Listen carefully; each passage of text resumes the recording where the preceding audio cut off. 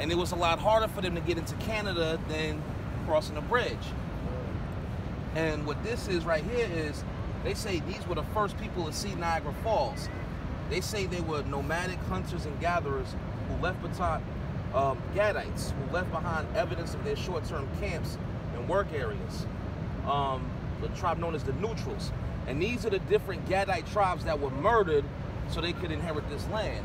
The Mohawks, the Mohicans, the Delawares, the Cayugas, the Senecas, the Onondagas, and the Oneidas, and the Adirondacks and the Algonquins.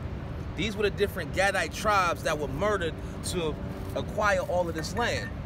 And right now, we're coming from Buffalo. So basically what Esau did was, they came to this land, they killed off the buffalo to get Gad dependent on them rather than the buffalo, and then they named the city after the animal that they killed. They're showing you right here what they did on this picture right here. All right, you see them with the cross. All right, you see them after Niagara Falls. You see the Gadites right there. Esau is bold, man. Right, you see them right there. You see the so-called wannabe pilgrims, and they're showing you what they did to God. The Edomite's name was Father Hennepin. Yeah, Father Hennepin. See our Gadite brothers with the border of blue around them too. You look closer. You see the fringes hanging. Yeah. You gotta look real close. You see the fringes hanging and the borders of blue. You can see it. Absolutely. And that's why the book of Revelation say he come with his missionaries first. Because before he conquers you, he gonna send, what's his name, Father what? Father Hennepin. Father Hennepin. Yeah, Father Devil. He gonna send him, you know what I mean, to soften you up. And then he gonna attack. That's Job 24:14. Right. The murderer rising with the light, absolutely, killeth the poor and the needy, and in the night he's as a thief. That's right. Esau represents the murderer rising with the light. He's coming with the Christianity. All right, see the cross in his hand? He's so-called rising with the light.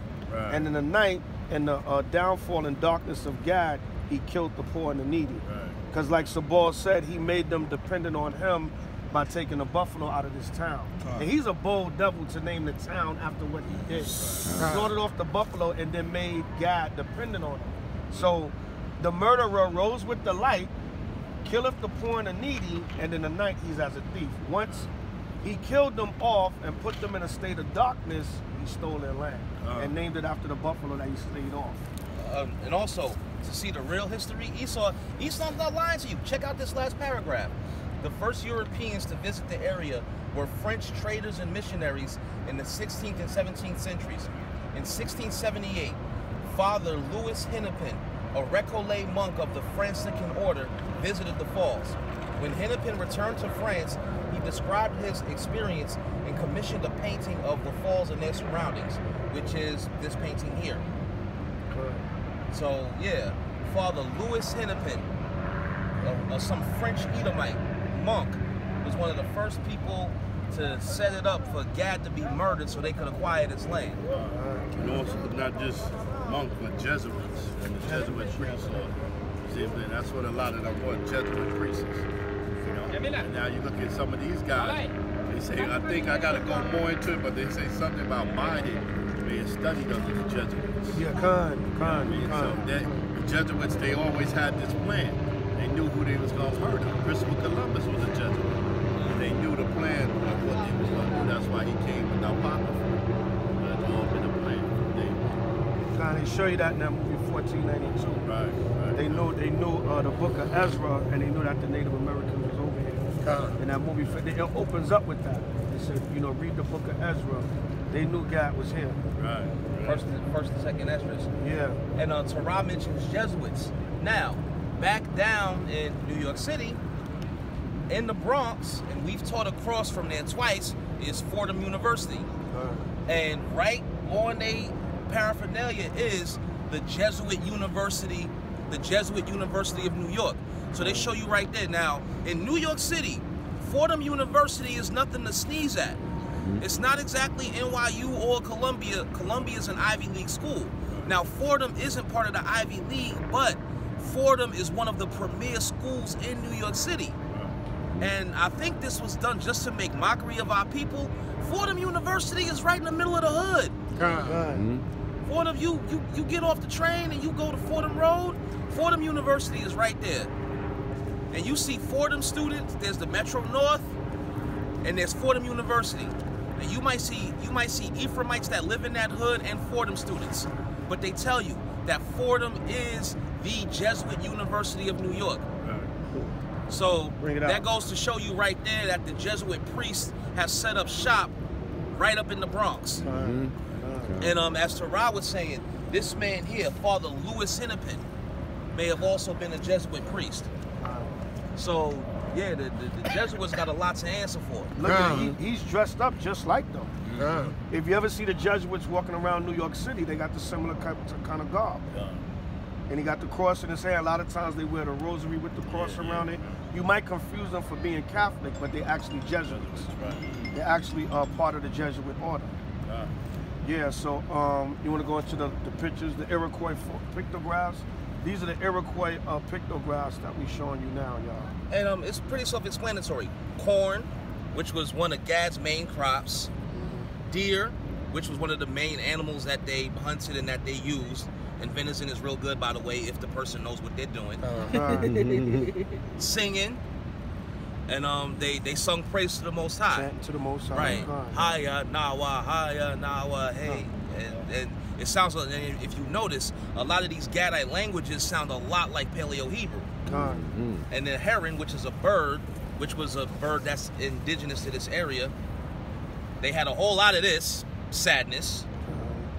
And then there were their elders. Salakia, remember the Trail of Tears. You speak about sadness, yeah, the Trail of Tears.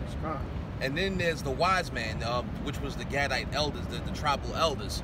And the brother Macabre says that on his mother's side of the family, he says that he goes back and forth and he speaks to a lot of the elders of his tribe on his mother's side of the family. And those are the wise men. And then another animal indigenous to the area, the bear. And last but not least, the bark sled.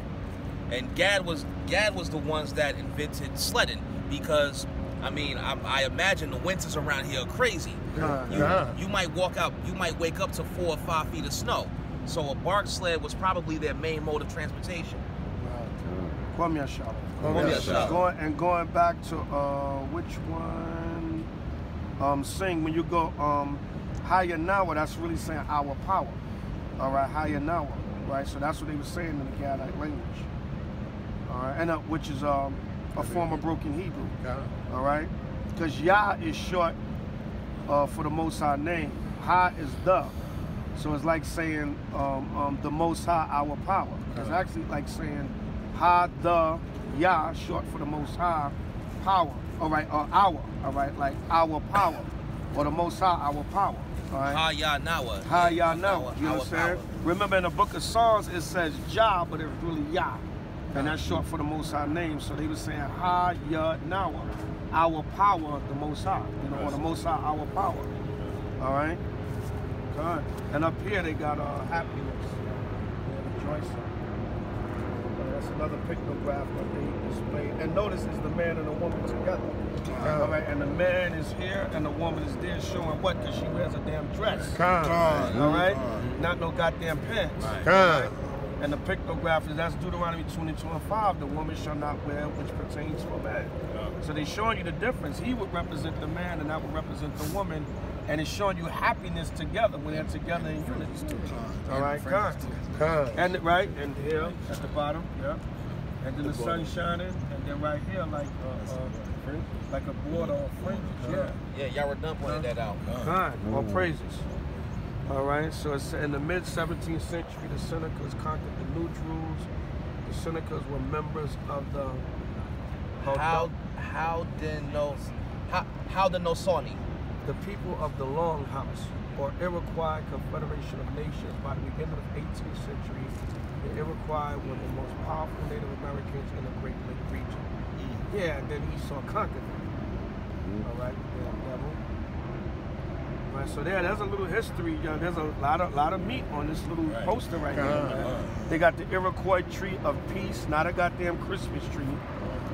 a tree of peace. The Iroquois tree of peace. Right, the Iroquois tree of peace. There you go right there. So a lot of history on this little depiction right there. And Esau is telling you what they did to our people right here. Look at that damn Jesuit bastard. And look how they conquering God. So I got God with the canoe, carrying the canoe. Oh, that's a sled. No, up here. Right here. He's Carrying the canoe right there.